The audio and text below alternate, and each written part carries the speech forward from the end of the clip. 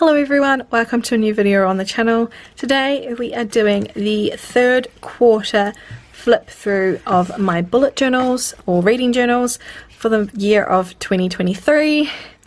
Not a lot has changed in some areas, but without faffing around, which I'm so known for doing, let's get straight into it. So here's my Goodreads challenge. At present I have read 2 more books, but I didn't want to change that because this is where September ends here, so we're now here with a different colour. But I've read a total of 113 books so far this year. I'm absolutely loving how this page is looking with the colour going down in the rainbow. It's just so pretty. If you watched from the beginning, I was putting the numbers back over top, but thankfully I found a way to fix that and just go over it. These pens that I'm using, which are the Jelly Roll Moonlight collection, are a godsend and very inky, so I was able to save this page because I was worried that it wasn't looking good. Happy with how it's going. And then moving on into my bookshelf, I've completed one 2-page spread and I'm now on to my second one. Again, can fill in 2 more books here, but I'm going to wait until I've finished filming this video. I'm really loving using the color code this year because even though there's a lot of purple, which is 4 stars, there's a whole lot more color this year as well, as opposed to when I was only using 5 colors last year. And here is my Days Read Pixel, one of my favorite pages to fill in each month for you all to see. I'm loving that on the 7th, every single day, I have read 2 books. So I'm actually filming this on the 6th of October. So tomorrow I better read 2 different books so I can keep that trend going. But I'm just really happy with watching this come together. Again, the colors look great and I think it's going to look really cool when I'm done with it. I'm not filling this in until the end of the year, so that's why it's blank. We have the A to Z challenge, and I'm at a bit of a standpoint with this because I'm now down to letters that I don't necessarily find easy to find an author on. I'm using the last letter of the author's name, and I have a book for I and Q. Yeah, I and Q to go, so I should be fine for those. But N shouldn't be too hard either, and it's just U and X that are holding me back a little bit, especially X. So if you can think of any books that are written by an author that's not Malcolm X, for someone who loves fantasy and or romance, please let me know because I'm really eager to finish this one this year, and I think X is going to hold me back. On here we have the 23 books in 2023, and I'm doing pretty well actually in filling this in. I have a few books on here that I'm worried that I'm not going to read this year, which I'm going to have to try my hardest, but in the month of October I'm a little bit hesitant to say that I'm going to be successful with this one this year. I did, however, only fill this in to I think book 12 when I last showed you my flip through.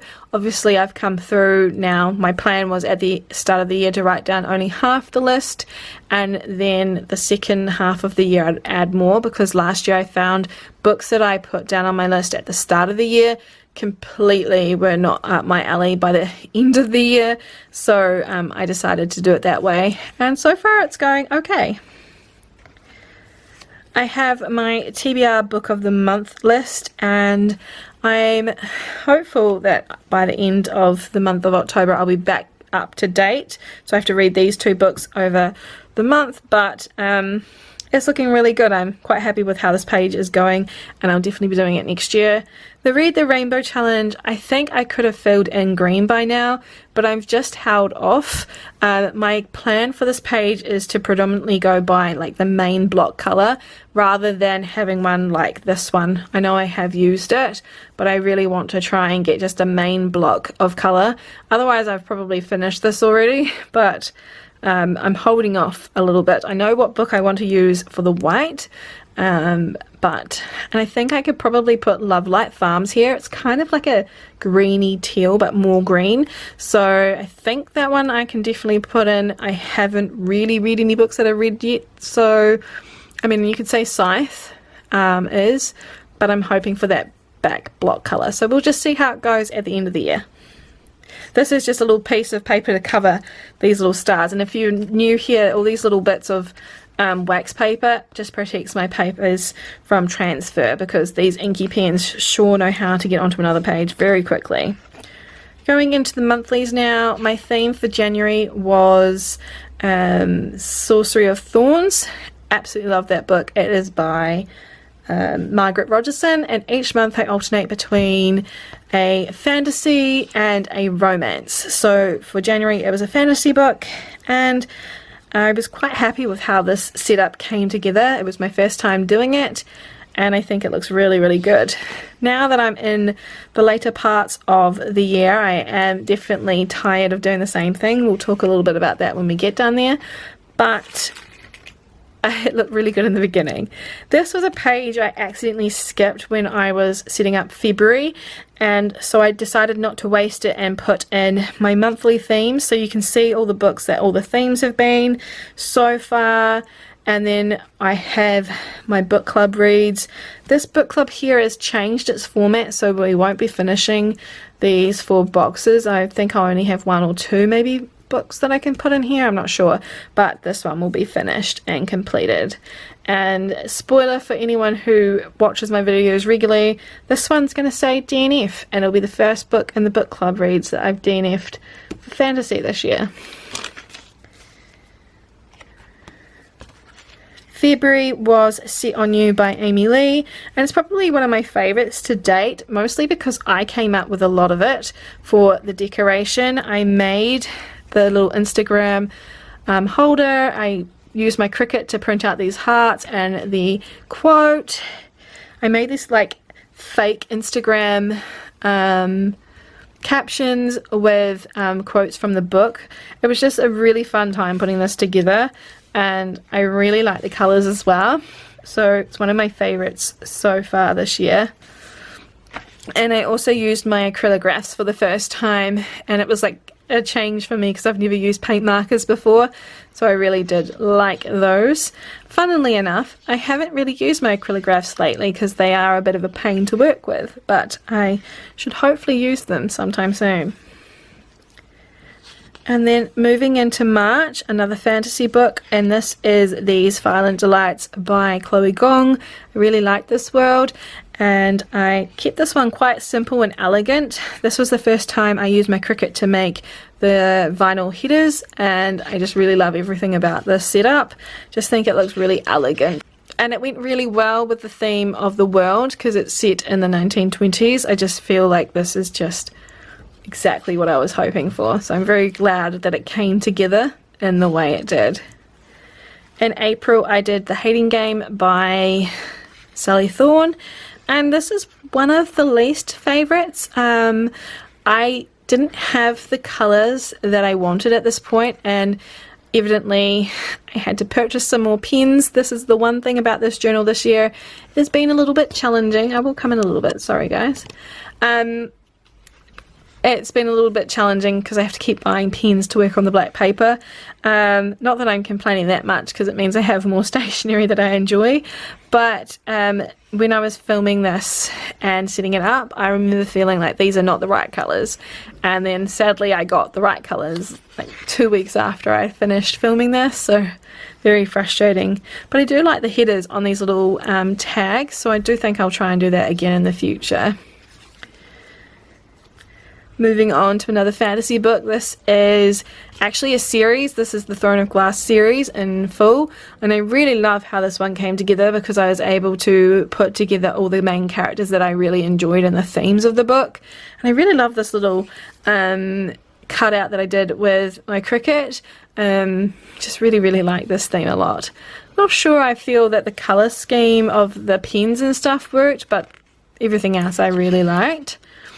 And I'm happy with this theme. I actually didn't do a lot of filming around this one because I was quite busy at that time. That's when my life got quite hectic. So I feel like this one was a bit underappreciated, but I really do enjoy it. And then into June, which was my birthday month, and I saved this book for this one. This is Chloe Lisa's book, With You Forever. It's book 4 in the Bergman Brothers series, and it's one of my favorites by her. And I just loved everything, like the wood grain and the green foil vinyl, which was an absolute pain to weed. I do remember that being such a pain to work with. Again, I just really went forth for this really green earthy tone. Really happy with how this one came together and all the colours with the pens. Unfortunately for me, this was my least read month, so it's not utilised in a way that would have been helpful, but this little readathon that I did here, I do love this little page where it came together, but I didn't end up really using it, and I put this random like dot here to say I marked this one off. I think I did some of the prompts, but yeah, kind of underutilized, which is such a shame. And then moving in to July, we have my favorite book of the year. If you've been following me long enough, you've probably already said the name of the title. It is Emily Wilde's Encyclopedia of Fairies by Heather Fawcett. I absolutely love this world, and I wish I had done more justice to it. This is one of the ones where I liked what I had, but I didn't have what I wanted, if that makes sense. Like, I wanted more elements to set this up with, and I just feel like I didn't have what I needed. And so it's alright, I really do like it, but I feel like I let down my favourite book a little bit with how I've represented it in these spreads. But this colour scheme's not too bad. And then moving straight on into August is one of the brighter ones. The romance ones always tend to be more brighter, and this was a book that I read in May. It's Love Theoretically by Ali Hazelwood, and I loved this book, so I really enjoyed getting to put it in as a theme for this month. Yeah, I do regret these really thick lines. Again, new pens and didn't know how thick they'd be. But it worked in the end. I also enjoyed having how all the brighter colours out again, because they don't get used nearly enough. And then going to move into the last month for this flip through, which is September, and I was very fortunate to see that little Miss Rose and her sticker shop, which I think is Rose K Paper Co, had made Fourth Wing inspired stickers. So I went for a change over the month of September in multiple ways. For most of this setup before this, it's all the same. All the pages are very much so the same format. So this was the month of experimentation where I didn't use a collage and I used stickers instead. And I kind of wish I went with a collage, to be fair. But this is still, like, the artwork from Little Miss Rose is fantastic. I just feel like I let this theme down with how I saw it come together. And I did make stickers to go along with it through Canva. And this one was brought from Temu. But, yeah, it was a shame that this month it didn't go as well as I was anticipating, and also there is a glaring mistake on this page, and it still grates me to this very day that I accidentally made 8 boxes instead of 7, and this was such a nightmare to fill in, because normally I can go, oh, I read on Wednesday, so I would assume this is Wednesday, but it actually wasn't Wednesday at all. So very challenging to fill in at points. Very first world problem, but it's still challenging. However, I did have my first Bookopoly board put in here, which is so cute, and I did complete it. You can see they've all got little ticks with them. I'm really happy with how this came together. And then I have more of my little stickers that I made. So that one's another Temu sticker. And then I changed up my reading log, and I really like it, but I also don't. I didn't have enough room to write the headers and the font that I chose, so I've actually changed things in October, which you'll see in the final flip through for this year, and I cannot believe I'm saying that. I really like this change as opposed to using the table. It's amazing that my Gemini self lasted until September before I started changing things in my journal. I have like this constant mindset of wanting to keep it the same so it's consistent. I'm a routine type of person, but also I'm a Gemini who gets bored very easily. So very glad that I made it to September, but kind of wish I hadn't mucked around with it either. And I think that's why it threw me off when I started making mistakes, because I wasn't like doing my normal. So that is all of the flip through. This is just a sneak peek for October. I'll talk more about October and what comes next in my final flip through for the year. So I'm actually going to take you now into my second bullet journal that I use for my reading. This is just my everyday use of like the main bullet journal, but I have another that is my reading stats. Let me just grab it. So very quickly going through the reading data journal, I have my quote page, and then I have a page for book birthdays, which really is such a pain to have here. Here's my stats page. I'm not sure if I'm going to use this, but it's there. My DNF books. This is working well for me. So is my ARCs list. This book was set up with the intention of lasting more than a year. It's just a very cheap reading journal, bullet journal, and I really like it, but it easily is the thinnest stuff ever, so a lot of things bleed if I'm not careful. This is my series tracker, and I absolutely love it. Getting through it quite well. Got heaps of pages for it, and again, owned TBR here with all the little things. Yeah, I'm a bit behind in filling this in actually. There's some books missing. This section here was for my authors and like tracking what I read of them, but I don't use it. And so I'm even thinking about cutting it out because it's just really pointless now.